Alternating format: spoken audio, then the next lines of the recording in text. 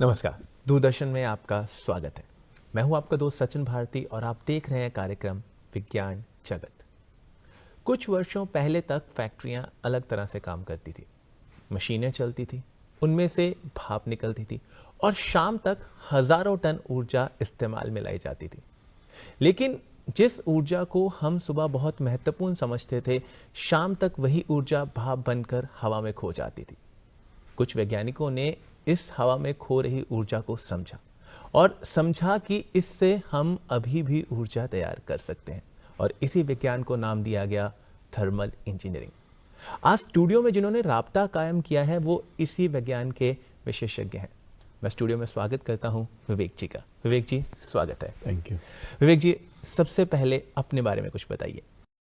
देखिए, मैं एक शुगर फैक्ट्री के कैंपस में ही मेरा जन्म हुआ और मेरे फादर शुगर टेक्नोलॉजिस्ट थे जी। और वो डिफरेंट यूपी और हरियाणा की शुगर फैक्ट्री में प्रोसेस इंजीनियरिंग के हेड थे और उन्होंने अपने कार्यकाल में बहुत अच्छे काम किए और मैंने कोशिश करी कि मैं उनके काम को आगे बढ़ाऊं। जी।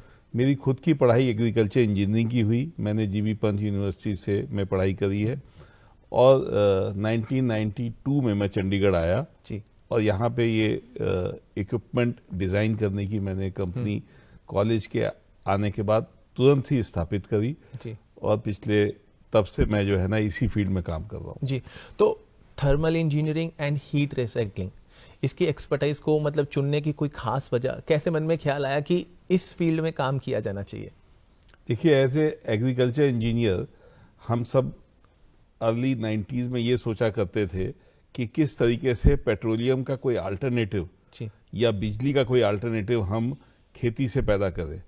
तो हम लोग ये सोचते थे कि आने वाले टाइम में शायद ऑयल ना रहे जी। और हम उस खेती में किस तरीके से अपनी बचत करें और न केवल खाने की चीज़ें पैदा करें बट जो बचा हुआ रेजिड्यू है उससे कोई ना कोई एनर्जी पैदा करें। उस जमाने में हमारा ये ख्याल था कि शायद हम बिजली पैदा कर सकेंगे। सोलर उतना नहीं था उस जमाने में। तो और दूसरा ये था कि हम किस तरीके से न्यूट्रिएंट्स को रिसाइकिल करें ताकि हमारी खेती में बाहर से फर्टिलाइजर की रिक्वायरमेंट ना हो। जी, तो थर्मल इंजीनियरिंग अगर एक आम दर्शकों के लिए, एक लेमैन पर्सन के लिए सरल भाषा में समझना हो तो क्या है थर्मल इंजीनियरिंग, किस तरह से उसे आसानी से समझा जा सकता है? जैसे कि एक इंसान को चीनी यानी एनर्जी की जरूरत पड़ती है। हमारी बॉडी में वो जाती है शुगर और हम उसको ऑक्सीजन यूज करके हमारी बॉडी का टेम्परेचर को मेंटेन करती है और हमारी जितनी भी फिजिकल एक्टिविटीज है उसको एनर्जाइज करती है। इसी तरीके से गाड़ी के अंदर पेट्रोल डीजल जाता है, वो वहाँ बर्न होता है ऑक्सीजन के साथ और उस गाड़ी को एनर्जाइज करता है। इसी तरीके से एक पावर प्लांट के अंदर कोयला जाता है, वो उससे इलेक्ट्रिकल एनर्जी बनाता है 40% 35% साइकिल एफिशिएंसी के साथ और वो उस हीट से स्टीम बनती है और स्टीम से टरबाइन चलती हैं, टरबाइन से बिजली बनती है। जी। और आगे बढ़ते हैं तो सूरज की धूप हमारे सोलर पैनल पे पड़ती है। सोलर पैनल्स के ऊपर जाकर वो इलेक्ट्रिसिटी में कन्वर्ट हो जाती है और लगभग 25% एफिशिएंसी से डायरेक्ट सनलाइट इलेक्ट्रिसिटी में कन्वर्ट होती जा रही है। तो ये जो एनर्जी के सोर्सेज हैं जो कि हर सेक्टर को रिक्वायर्ड है, इसको हीट को किस तरीके से मैनेज किया जाता है। फॉर एग्जांपल, आज आप मिठाई खा रहे हैं तो एक मिठाई खाने में आपको जो है दूध को उबालना पड़ेगा, उससे स्टीम निकालनी पड़ेगी। स्टीम हीट लेके निकल जाती है और पीछे आपको खोया मिल जाता है, उसके साथ आपको मिठाई मिल जाती है। तो ये जो प्रोसेस है, फ्यूल जलाया और हीट का लॉस हुआ और इस हीट को रिसाइकिल करने की बात हमारे दिमाग में बहुत सालों से शुरू हो गई थी। पूरी दुनिया में इस बारे में बहुत कुछ सोचा गया है अलग अलग वक्त में, और मैंने कोशिश करी है कि कैसे ये हमारे किसानों को और हमारे जो है देश में इस टेक्नोलॉजी का, इस नॉलेज का ज़्यादा से ज़्यादा फ़ायदा हो। तो मैंने हमेशा कोशिश करी है कि हिंदुस्तान की इंडस्ट्री को हेल्प करने के हिसाब से नए नए इक्विपमेंट बने, नई नई टेक्नोलॉजी बने। यही काम पिछले 30-35 सालों से मैं कर रहा हूँ। जी, तो इंडिया में अगर हम अपने फैक्ट्रीज या उद्योगों को देखें तो वहाँ पे आपको क्या लगता है कि किन प्रोसेसेस में जो हीट है वो सबसे ज़्यादा इस्तेमाल या ऊर्जा सबसे ज़्यादा इस्तेमाल होती है और वो वहाँ पे वेस्ट भी हो रही है? तो उनको किस तरह से सुधारा जा सकता है और वो कौन से सेक्टर जिन पे हमें ध्यान देने की जरूरत है अगर एक पर्टिकुलर फैक्ट्री के अंदर? देखिए, वैसे तो हर जगह जी सुधार का बहुत गुंजाइश है। बिल्कुल। हम किसी भी सेक्टर को उठा लें, हम अपने घर से निकलें तो हम हमारे घर में बहुत सारी एनर्जी का लॉस होता है। जी हम अपनी शुगर फैक्ट्री, जिसमें कि मैंने इतने साल काम किया है, वहाँ पे जितनी चीनी है एक खेत में, गन्ने में जितनी चीनी है उससे 2 टाइम्स बायोमास है। जी आधा बायोमास तो खेत पे ही छुट जाता है, उसको कोई लेता नहीं है, क्योंकि फैक्ट्री की एनर्जी की रिक्वायरमेंट तो जो गन्ने के साथ का बायोमास है उसी से पूरी हो जाती थी। जी वो भी फैक्ट्री में जाके जल जाता था। इसी तरीके से पेपर बनाते हैं तो पेपर में आधा सेलुलोज होता है, आधा ऐसा बायोमास होता है जो कि किसी ना किसी फॉर्म में पेपर फैक्ट्री के अंदर जल जाता है। जी तो ऐसे ही राइस की सिचुएशन है कि राइस की पार बॉइलिंग हो रही हो या राइस की प्रोसेसिंग हो रही हो, तो राइस के अंदर भी केवल 1/3 राइस है और 2/3 वेस्ट मटेरियल है। इवन एक नॉर्मल गाय भैंस को भी आप देख लोगे तो एक गाय भैंस अगर 1 लीटर दूध देती है तो 1 किलो ड्राई बायोमास गोबर के फॉर्म में उसका रिलीज होता है, जिसका कि कोई खास यूज नहीं होता। तो ये प्रोसेस जो है, जो वेस्टेज का है, ये हर जगह है। लेकिन क्योंकि ट्रेडिशंस में ऐसे ही चलता आ रहा है तो अक्सर हमारी नजरें उस तरफ जाती नहीं है कि ये अब अक्सर इससे पहले तक इन बायोमासेस को जला के as a heat source use होता था। लेकिन अब जैसे जैसे सोलर बढ़ता जा रहा है तो हमारा मुझे ये समझ में आ गया है कि अब आगे का जो दुनिया है वो सोलर के साथ और विंड एनर्जी के साथ और हाइड्रो एनर्जी के साथ ही चलेगी, या थोड़ी बहुत न्यूक्लियर चलेगी। जो ये बर्निंग का है, वेदर कोल बर्निंग, बायोमास बर्निंग, ये सब सस्टेनेबल ही नहीं है, ये वायबल भी नहीं है। जी। और कहीं ना कहीं मुझे लगता है कि काफी हद तक वो वेस्टेज भी हो जाता है। हम उसे सिर्फ और सिर्फ एज ए मतलब हीटिंग के तौर पे या फिर सेकने के लिए यूज कर रहे हैं, लेकिन वो कहीं ना कहीं जो उसके एक्चुअल मटेरियल्स हैं जो हम उसे एज एनर्जी के तौर पे इस्तेमाल कर सकते हैं वो मिस हो जाता है। तो आपने शुगर को लेके, पेपर को लेके काफी हद तक रिसाइकलिंग के ऊपर काम किया है। तो ये थॉट प्रोसेस कैसे शुरू हुआ और अब हम यहाँ पे किस सिचुएशन में खड़े हैं? देखिए, प्रॉब्लम क्या है कि वर्ल्ड इज कॉम्पिटिटिव। जी। हमको इंडिया में चीनी बनानी है और इंडिया में ऑलरेडी दुनिया में सबसे सस्ती चीनी बिकती है। जी। तो हम कैसे सस्ती चीनी बनाएं? फार्मर्स को अच्छा प्राइस चाहिए क्योंकि हमारे पास लिमिटेड लैंड है और फार्मर्स के पास बहुत सारी क्रॉप्स के ऑप्शंस हैं। जी। अगर हम उसको गन्ने का अच्छा प्राइस नहीं देंगे तो वो गन्ना नहीं लगाएगा। तो हमको पूरी की पूरी जो इकोनॉमी है उसको प्रॉफिटेबल रखना है। जी। प्रॉफिटेबल रखने का मतलब ये है कि आप गन्ने के हर पोर्शन से कुछ ना कुछ बनाएं। जी। केवल चीनी के रेवेन्यू से शुगर की जो वैल्यू चेन है वो कॉम्पिटिटिव नहीं हो सकती। हम चाहते हैं कि इंडिया दुनिया में सबसे सस्ती चीनी बनाए, लेकिन गन्ने का भाव सबसे अच्छा दे किसानों को, और फिर भी जो है इंडस्ट्री प्रॉफिटेबल है। वो पॉसिबिलिटी तभी हो सकती है जबकि जो ये चीनी का के अलावा का जो बायोमास है जो खेत पे भी छुट रहा है और जो फैक्ट्री में भी आ रहा है, इससे ज्यादा वैल्यू का प्रोडक्ट बने। तो इसके ऊपर हमने काम करना शुरू किया पिछले 10-15 सालों से। और हमने ये देखा कि क्योंकि सोलर आ गया है जो कि बहुत सस्ती बिजली बनाएगा, तो पहले जो इससे बिजली, इसको जला के हम बिजली बना रहे थे, वो वाला रास्ते को हमें लगा कि अब ये कामयाब नहीं हो सकता। बिल्कुल। अब हमको इसको सॉलिड फ्यूल को लिक्विड फ्यूल में कन्वर्ट करना है, बेटर एफिशिएंसी से कन्वर्ट करना है और इसका जो कार्बन है वो बचाना है।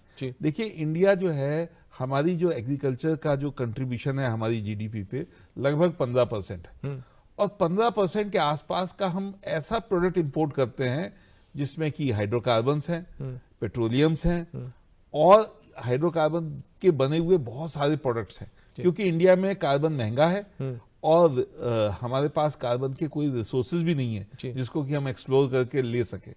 तो हमारे लिए बड़ा इंपॉर्टेंट हो जाता है कि जो है हमारे एग्रीकल्चर का जो कार्बन है वो किसी ना किसी तरीके से कन्वर्ट होके वो प्रोडक्ट में कन्वर्ट हो जाए बजाय बिजली के, क्योंकि बिजली का ऑप्शन खत्म हो गया है और बिजली के ऑप्शन में CO2 बहुत सारी लूज होती थी।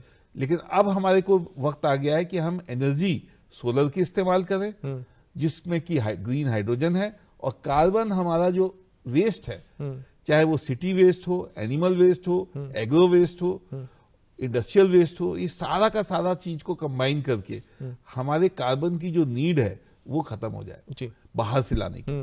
तो ओवरऑल इस सिचुएशन को शायद इंडिया अकेला ही कंट्री है जिसके पास ना तो इतने पैसे हैं जिससे कि वो अपना जो है बाहर से कार्बन खरीद सके, और अपना कार्बन है हमारे पास, ग्रीन कार्बन है अपना। तो अगर हम ये दोनों काम कर लेते हैं तो हमारी इंडस्ट्री भी और हमारी एग्रीकल्चर भी स्ट्रेंथन हो जाती है, और हम एक ग्रीन कंट्री बन जाते हैं, और हमारी इकोनॉमी भी बहुत मजबूत हो जाती है कि जो इतना बड़ा जीडीपी का हिस्सा हम इंपोर्ट पे खर्च कर रहे हैं और दुनिया भर के प्रेशर्स झेलते हैं उसकी वजह से वो प्रेशर भी हमारे खत्म हो जाएंगे। जी, तो कार्बन कहीं ना कहीं इन बायोमास से हमारे लिए महत्वपूर्ण सोर्स हो सकता है एनर्जी का, और कहीं ना कहीं बाहर की कंट्री से हमारी जो रिस्पॉन्सिबिलिटी लायबिलिटीज हैं वो भी खत्म हो जाएंगी। एक शब्द आप मैंने सुना था, लो टेम्परेचर इवेपोरेटर, इसके बारे में बताएं ये क्या है, और क्योंकि आपकी इस पे रिसर्च भी रही है तो थोड़ा सा विस्तार में इसके बारे में चर्चा करें। देखिए, अक्सर हम ये सोचते हैं कि सबसे साफ पानी कौन सा है। जी, कई बार हम कहते हैं हमें बिल्कुल फ्रेश वाटर चाहिए। हाँ जी, मगर दुनिया में कोई फ्रेश वाटर नहीं है, हर पानी रिसाइकिल है। जो आपकी बारिश का पानी है वो समुद्र और अलग अलग इलाकों से जो इवेपोरेशन होता है वो हवा एक सर्टेन लेवल पे एयर में ऊपर जाती है, वहां ठंडी हो जाती है और बारिश बन के पानी बन के नीचे गिर जाती है। तो जो ये पानी है ये इवेपोरेशन हर टेम्परेचर पे होता है। हवा, हमने इसको सिमुलेट करके इसका जो टेम्परेचर था, बॉइलिंग टेम्परेचर, इसको बहुत लो, यानी कि temperature ranging from 25 degree centigrade to 80 degree centigrade की रेंज में जब एक क्लोज वेसल में अंडर वैक्यूम इवेपोरेशन होता है और मल्टीपल स्टेजेस में होता है, तो इसको हम कहते हैं लो टेम्परेचर इवेपोरेशन। यानी इसमें क्या है कि अगर आपने बहुत लो टेम्परेचर की हीट, जो कि कंप्रेसर की हीट है, उसमें लॉसेस कम होते हैं, उसमें आपका जो पानी की क्वालिटी है वो बहुत अच्छी निकलती है, प्लस जो स्केलिंग है, जैसे कि ज्यादातर पानी में कैल्शियम बहुत हैवीली स्केलिंग करता है, तो लोअर टेम्परेचर पे ऑर्गेनिक इम्प्योरिटीज, कैल्शियम इम्प्योरिटीज भी कम डिपॉजिट होती है। तो ये प्रोसेस जो है वो रिसाइकल्ड हीट से चल पाता है। तो इस प्रोसेस से हमने ऐसे रास्ते अब तैयार कर दिए हैं कि किसी भी शहर को बाहर से पानी लाने की जरूरत नहीं, किसी भी इंडस्ट्री को बाहर से पानी ले आने की जरूरत नहीं, वो अपने ही पानी को रिसाइकिल करके डिस्टिल वाटर, यानी बारिश जैसा पानी वैसा प्रोड्यूस कर सकता है। वैसा पानी तो अगर आप बोर करेंगे तो बोर का भी उतना अच्छा पानी नहीं होगा। तो हमने रिसाइकल्ड पानी की क्वालिटी, एक सिंगल प्रोसेस जिसमें ना तो कोई केमिकल यूज हो रहा है, ना कोई फ्यूल बर्न हो रहा है, सिंपल ग्रिड बेस्ड इलेक्ट्रिसिटी को यूज करके 100% पानी को रिकवर करके इंडस्ट्री, सिटी, विलेज या लार्ज टाउन्स को किसी को भी दे सकते हैं। तो वाटर रिक्वायरमेंट हमारी सोसाइटी को खत्म हो जाती है जब हम वाटर को भी रिसाइकिल कर लेते हैं। जी, तो अभी हम कहाँ पे हैं इस स्टेज में, मतलब वेदर हम लोग ये प्रोवाइड करने में जो टेक्निक है बहुत आगे पहुंच चुकी है जी, बहुत आगे पहुंच चुकी है। 500 से ज्यादा प्लांट लग चुके हैं। ओके, हर हफ्ते, हर 10 दिन में एक ना एक प्लांट कहीं ना कहीं लग के चल जाता है। बहुत बड़े बड़े बेवरेज के प्लांट हैं, बहुत बड़ी बड़ी टेक्सटाइल के प्लांट्स हैं, और बहुत टॉक्सिक, यहाँ जैसे कि म्युनिसिपल सॉलिड वेस्ट से निकला हुआ लीचेट है, उस पानी को भी क्लीन करके वापस एग्रीकल्चर में यूज करना शुरू हो चुका है जी। तो मतलब ऑलमोस्ट शहर, देश के हर पार्ट में ये प्लांट लग चुके हैं, और गवर्नमेंट की भी जो है ministry of science and technology ने भी ऑलरेडी इस टेक्नोलॉजी को रिकॉग्नाइज करके एक one of their main award भी हमारी कंपनी को दिया है। तो बहुत अच्छे तरीके से काम आगे बढ़ रहा है। क्योंकि मुझे लगता है कि जो वाटर इंडस्ट्री है वहां पे सबसे ज्यादा वाटर की वेस्टेज जो थी वो काउंट की जाती थी, क्योंकि उसे डिस्टिल करना, सारा साफ करना, तो ये टेक्नोलॉजी कहीं ना कहीं उस वेस्टेज को भी प्रोटेक्ट करेगी, और जो साफ सुथरा पानी जिसके लिए वो ऑलवेज फिगर आउट कि हाँ यार साफ पानी पीने को मिले, तो वो भी है। तो इन सब चीजों के बीच में जब भी हम कोई फैक्ट्री इम्प्लांट करते हैं तो उस फैक्ट्री में मशीन्स चलती हैं या फिर अदर रिसोर्सेज चलते हैं, तो उससे कहीं ना कोई हीट जनरेट होती है। तो whether that heat can be used for energy purpose, या फिर वो वेस्ट हीट ही जाएगी, उसे हम एनवायरनमेंट में ही छोड़ेंगे? बड़ा अच्छा सवाल है। ऐसे आप समझिए कि हम रोजाना 4 लीटर पानी पीते हैं जी। वो 4 लीटर पानी कहाँ कंज्यूम होता है, क्यों कंज्यूम होता है? उसका एक 10 या 15% हिस्सा तो हमारे फूड इनफ्लो और आउटफ्लो में जाता है जी, मगर 80% हिस्सा हमारी हीट रिजेक्शन में जाता है। यानी आप हमारी बॉडी को देखेंगे तो लगातार हम वाटर इवेपोरेट कर रहे हैं जी। वो वाटर इवेपोरेट करके हमारी बॉडी टेम्परेचर मेंटेन होता है 37 डिग्री सेंटीग्रेड। अगर हमारा हीट रिजेक्शन रुक जाए तो हम नहीं जिंदा रह सकते। तो इसी तरीके से एक प्लांट है, उसमें पानी का जो लॉस है हीट रिजेक्शन के साथ है। तो आप किसी भी प्लांट में, ट्रेडिशनल प्लांट में जाएंगे तो आपको हीट रिजेक्ट होती हुई दिखेगी।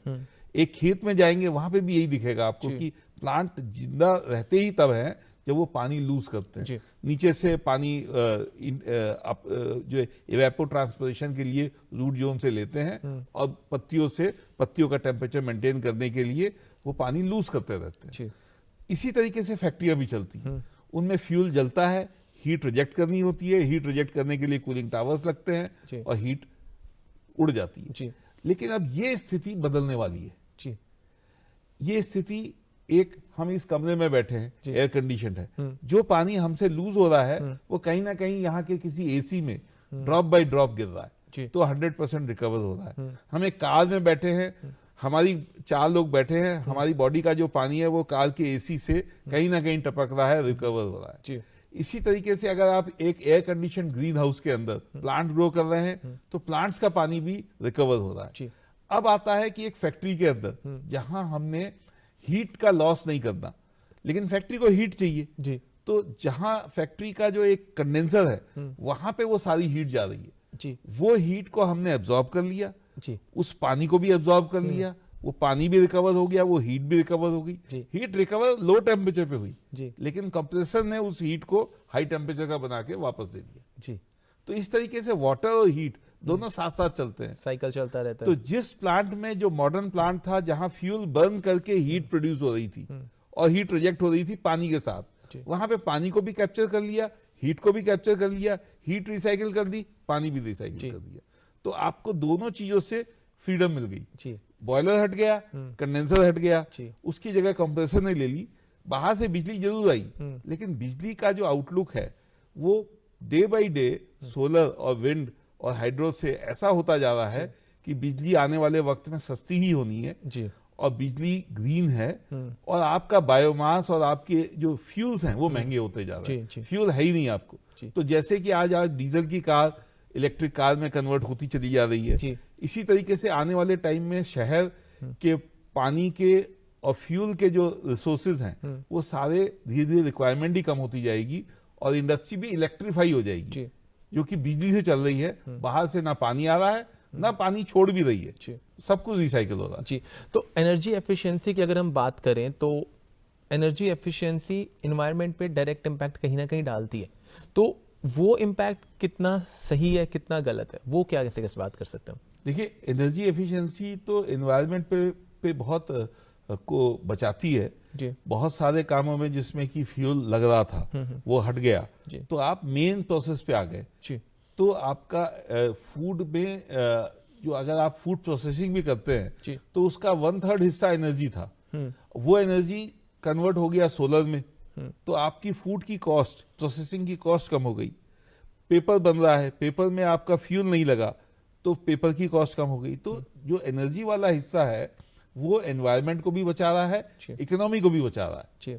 तो ओवरऑल हमारे एनवायरनमेंट में अब बहुत पॉजिटिव इम्पैक्ट पड़ रहा है, और मुझे लगता है कि एक हमने जैसे एनवायरनमेंट को लेके इंडिया ने एक यू टर्न ले लिया है कि आने वाला वक्त जो है आपको हर चीज जो है में आपको एनर्जी का फुटप्रिंट कम होता हुआ दिखेगा, और बहुत तेजी से हम लोग जो है सेल्फ सफिशिएंसी की तरफ बढ़ेंगे, जिसमें कि हम बाहर से जो हमारा कार्बन इंपोर्ट है वो हो सकता है 10 से 15-20 सालों में खत्म ही हो जाए। तो कहीं ना कहीं हम ओजोन लेयर के बारे में छोटे होते बहुत बात करी है कि ओजोन लेयर का सर्कल जो है वो काफी बड़ा था, अब तो काफी कंट्रोल में भी आ गया है।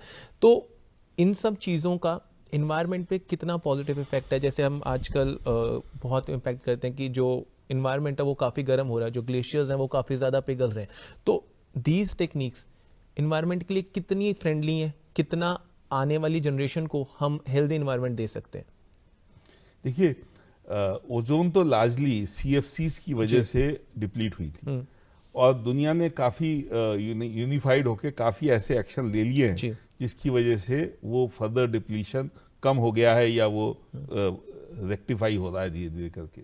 लेकिन हमें ये देखना है कि किसी जमाने में एटमॉस्फेयर में जो कार्बन डाइऑक्साइड के लेवल्स थे वो 250 ppm थे, जो कि अब 400 ppm तक पहुंच गए हैं। ये लगातार बढ़ रहे हैं। इसकी वजह से ग्लोबल वार्मिंग हो रही है जी और इंडिया पे भी इसका बहुत नेगेटिव इम्पैक्ट पड़ रहा है। मगर हमारा जो ज्यादा बड़ा नेगेटिव इम्पैक्ट ये है कि इंडिया की इकोनॉमिक कंडीशंस जी वर्सन हो रही हैं because of our rampant carbon import. जी और हमारा एग्रीकल्चर और हमारा जो वेस्ट है उसका कार्बन का कोई ऑफटेक नहीं है। जी बिल्कुल। तो हमारी रिसाइकलिंग इंडस्ट्री सफर कर रही है। तो हमको जब और हमें सस्ता अल्टरनेटिव चाहिए कार्बन का। जी तो अगर आप सोचे कि 1 किलोवाट के इक्विवेलेंट एनर्जी कार्बन की पेट्रोलियम बेस्ड हो वर्सेस क्रॉप बेस्ड हो, जी तो क्रॉप बेस्ड जो कार्बन है वो बहुत ही सस्ता है। जी तो अगर हमें सस्ते हाइड्रोकार्बन्स बनाने हैं तो हमारे वेस्ट से बनेंगे तो वो बहुत सस्ते हैं। जी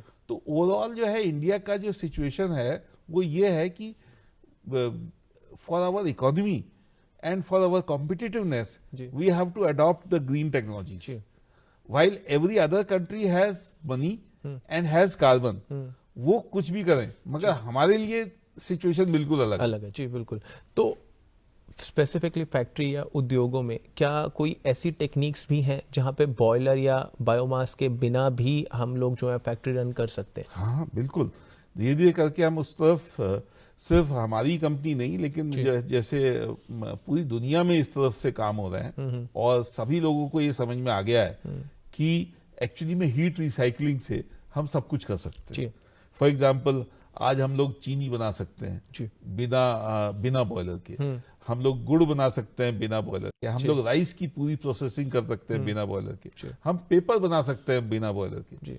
तो ऐसा जो टेम्परेचर है starting from 25 degree centigrade to 200 degree centigrade, ये सारा बिना हीट बिना बर्न किए बिना फ्यूल के ये काम कर सकते हैं। आप हम अपने लाइफस्टाइल को ही देखें कि आज से 30 साल पहले घरों के अंदर एसी होता था, वो सिर्फ जाड़ों में इस्तेमाल होता था, कभी कभी गर्मियों में, और अब जाड़ों में भी वो इस्तेमाल होता है क्योंकि वो रिवर्स जो हीट जो बाहर की चिल्ड एयर है उसमें से भी हीट निकाल के और घर को वार्म रख सकता है जी। और वो ब्लोअर के मुकाबले ऑलमोस्ट 1/6 एनर्जी खर्च करता है जी। तो ये भी एक एग्जांपल है हीट पंप का जो कि आज होटल इंडस्ट्री और ऑलमोस्ट हर जो एफ्लुएंट फैमिलीज हैं उनके घरों में पहुंच चुका है जी। तो आपने बोला कि 90s से पहले जो हम लोगों ने थर्मल इंजीनियरिंग या हीट रिसाइकलिंग के बारे में ऑल ओवर वर्ल्ड बात करनी शुरू कर दी थी, तो इस टाइम अगर इंडिया में बात की जाए तो थर्मल इंजीनियरिंग होगी, हीट रिसाइकलिंग होगी, उसको लेके लोगों में कितनी अवेयरनेस है या इस पे रिसर्च जो है वो किस हिसाब से हो रही है? देखिए, शुरुआत में इंडिया का तो एनवायरनमेंट कुछ इस तरीके का है कि बहुत सालों से फंडामेंटल रिसर्च पे उतना फोकस इंडिया का नहीं रहा है, जिसकी वजह से बड़ी बड़ी टेक्नोलॉजी कंपनीज इंडिया में नहीं है।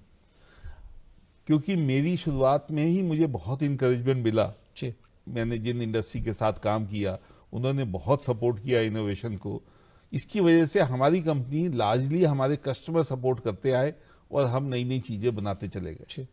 तो सपोर्ट ऑफ लेट बहुत बढ़ गया है, अवेयरनेस भी बहुत बढ़ गई है और धीरे धीरे करके ये मोमेंटम पिकअप कर रहा है।